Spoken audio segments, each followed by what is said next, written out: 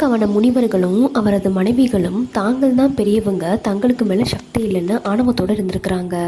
சிவபெருமான் இதை பார்த்து ஆத்திரமடைந்து திருமால மோகினி அவதாரம் எடுத்தார். கவனத்திற்கு போக சொல்ல மோகினியோட அழகை பார்த்து அந்த முனிவர்கள்லாம் மயங்க ஆரம்பிச்சிருக்கிறாங்க. சிவனும் பிச்சாண்டவர் வடிவத்தில் ஒரு அழகிய இளைஞனா அந்த முனிவர்களோட மனைவி முன்னாடி போய் நிற்கிறாரு. அவரோட அழகுல அந்த முனிவர்கள் மனைவி எல்லாருமே பின்னாடி போக ஆரம்பிச்சிருக்கிறாங்க. இப்படி நிலை குழந்து போக திடீர்னு அவங்க ஒரு நினைவுக்கு வராங்க. வந்தவுடனே நம்மளை இப்படி ஆக்கிட்டாரே அப்படின்ற கோபத்தில் ஒரு யாகம் நடத்துகிறாங்க. அந்த யாகத்திலிருந்து பல விலங்குகளும் உடுக்கையும் சிவனை அழிக்கிறதுக்காக வருது.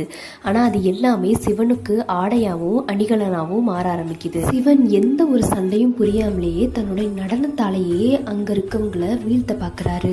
அந்த தீயிலிருந்து வந்த முயலகன் அப்படின்ற ஏவலையும் சிவன் அழிக்கிறாரு. அந்த தீயை தன்னோட இடத்து கையில் ஏந்திக்கிறாரு. இவ்வாறு மனிதனை விட தெய்வமே அதிசிறந்த சக்தின்னு அந்த முனிவர்களுக்கும் அவரது மனைவிக்கும் புரிய வைக்கிறாரு. காரைக்கால் உத்தமர் கோவில், திருவண்ணாமலைன்னு பல இடத்துல பிச்சாடனாருக்கு சன்னதி இருக்கு.